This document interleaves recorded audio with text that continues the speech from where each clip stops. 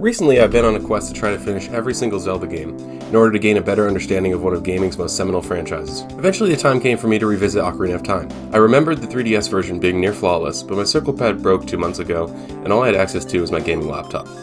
Fortunately for me, a full-blown native PC port of the game was just released. With dozens of enhancements built in, and over 400 mods available on Game Banana, it could be daunting to know where to begin. While the 3D version does have its merits, Ocarina has simply never played this good before. The goal of this video is to go over how the Ship of Harkinian PC port transforms the gameplay experience, and how mods push this game even further towards perfection. There's a lot here to cover, so... Boys, let's get to it. The port features many visual enhancements. The game's resolution can be set as high as twice your internal screen resolution. There's widescreen support, it features multi-sample anti-aliasing, and can run at up to 360 FPS. Combined, all these settings turn a game that looks like this into one that looks like this. What an improvement.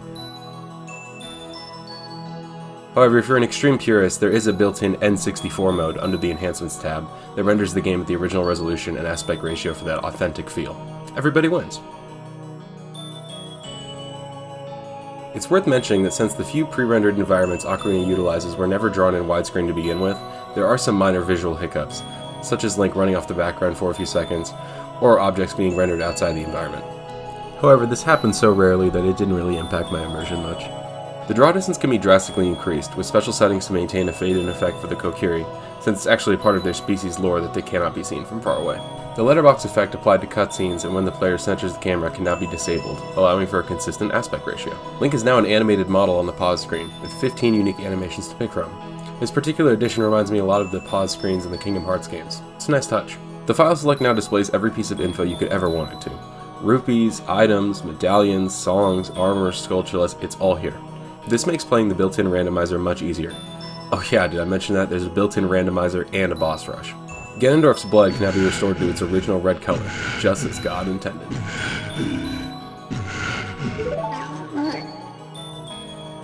Audio levels can now be individually balanced for music, ambience, and sound effects. Navi's interruptions no longer play audio, instead just flashing a small icon. Low HP alarm beeping can be completely disabled. Anyone who's played both versions of The Wind Waker knows how nice it was in the remake to be able to skip song replays. It was a massive time saver.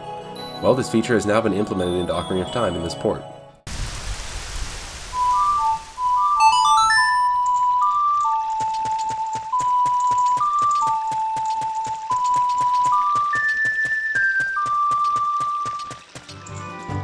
There's no bunny hood or Pegasus boots equivalent in Ocarina of Time. The bunny hood is in the game, but it doesn't affect the player's speed at all. That's changed in the port. Now there's a toggle that lets you change how fast the bunny hood makes you, just like in Majora's Mask. You can even set how far your jump arc will go while wearing it. The Mask Trading Quest now has an additional new reward. In the original, it was an arduous process to return to the Temple of Time every single time you wanted to swap time periods. This is particularly problematic in the Spirit Temple, where certain areas can only be accessed as a child. In the PC port, there's a patch that allows you to swap simply by playing the Song of Time.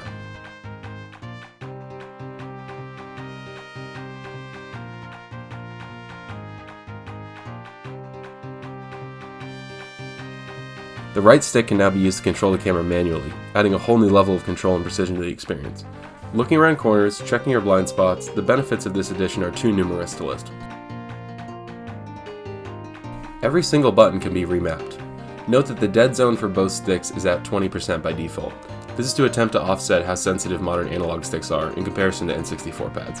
So if you're using a DualShock Xbox One controller or Switch Pro controller, you're going to want to keep that value at 20%. But if you're using an authentic N64 pad, a Brawler 64, or a Tribute 64, set this value to 0%. One of the biggest annoyances and pace breakers in the Zelda franchise is the way it handles inventory, hotkeys, and item management. In all these games, it feels like every 5 minutes you're opening the menu to swap your items around.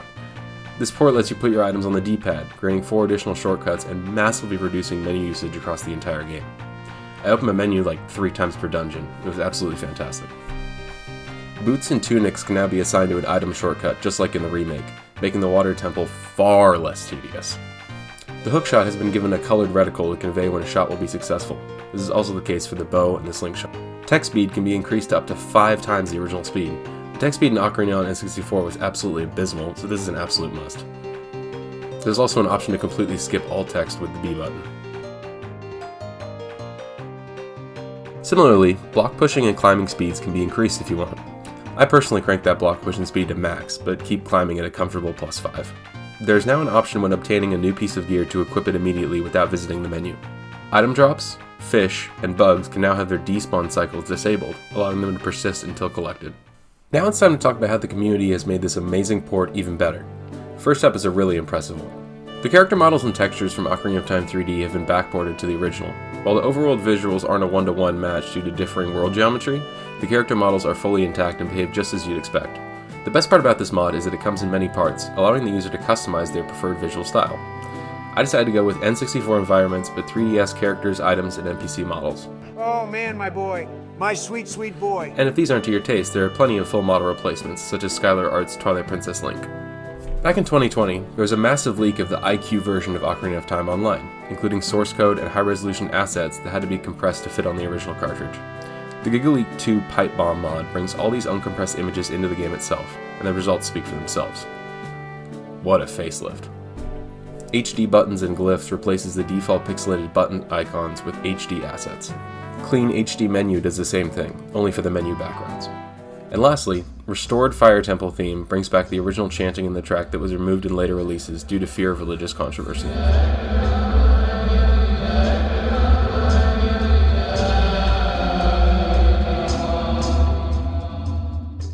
Welcome to the setup portion of this video. Keep in mind, I'm no troubleshooter, and this is just a basic guide to get the port up and running, not some super in-depth breakdown of how to figure out every little potential stumbling block someone might run into.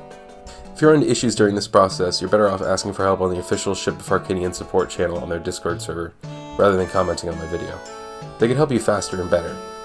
However, be aware the development team does not support piracy, and if you go to their Discord in search of an illegal ROM, you'll probably be turned away and banned. Best to obtain that another way. To begin, you'll need the Ship of Harkinian installer located on their GitHub page, linked in the description. A ROM of Ocarina of Time is also required, but I can't provide that for you, or point you in the direction of how to obtain it, or this video will likely be taken down. Now, if you're a total psychopath, you could legally rip your original cartridge into a Z64 file for use with this port, which is a long, expensive, and arduous process. But, if you're anything like me, a little internet sleuthing will get you what you're looking for in a matter of minutes. Go to the link in the description and click Download on GitHub. You want the file called MacReady Golf Win64. Now create a folder on your PC in a place you'll remember. Extract everything from the downloaded zip into this new folder. Double-click on the program titled SOH with the boat icon. Click Yes to generate a required file. Click Yes again and locate your Ocarina of Time ROM.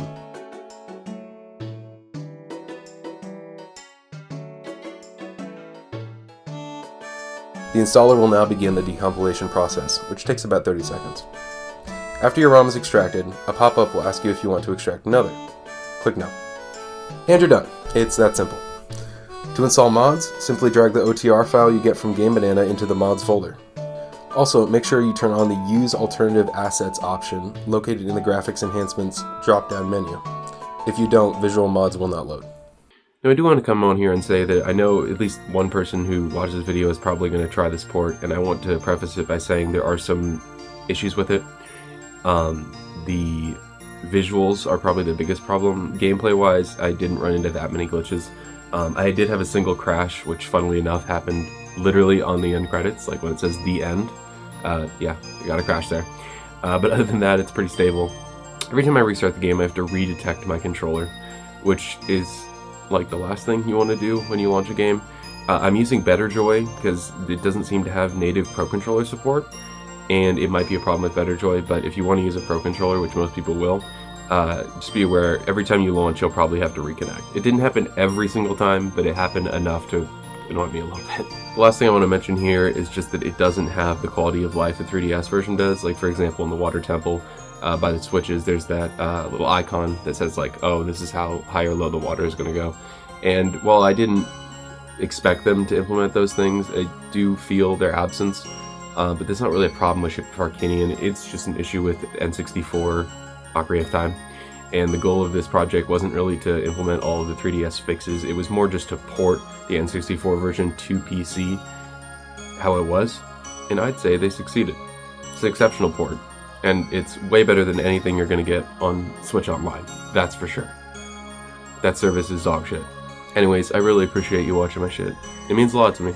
I put a lot of effort into this. I tried to be a little bit more laid back, make a few more jokes. Hopefully they landed. I don't know. We'll have to see.